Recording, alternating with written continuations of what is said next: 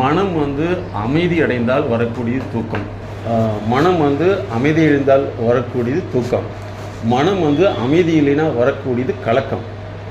மனம் வந்து ரொம்ப தொடர்ந்து கலக்கத்திலே இருந்துச்சுன்னா அதுக்கு பேர் வந்து குழப்பம்.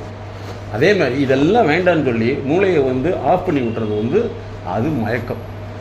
அப்போ இதிலிருந்து வெளியில் வரணும்னா அமைதிக்கான காரணங்கள் என்ன, குழப்பத்துக்கான காரணங்கள் என்ன? குழப்பங்கிறது தேர்ந்தெடுத்தலில் வரக்கூடிய அதுவாங்கிற நிலை தான் குழப்பம்.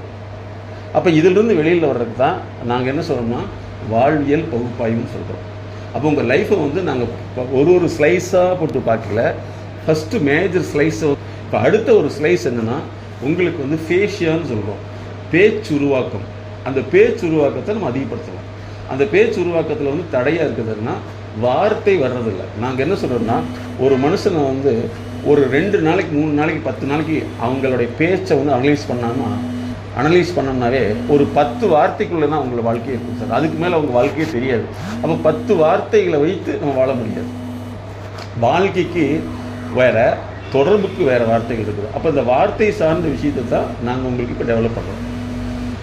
அதை வந்து என்ன சொன்னால் லிங்குஸ்டிக் எபிலிட்டி அப்படின்னு சொல்கிறோம். அப்போ வந்து வார்த்தை சார்ந்த திறனை வந்து அதிகப்படுத்தினோம்னா நிச்சயமாக நீங்கள் சக்ஸஸ்ஃபுல்லாக வந்துடலாம்.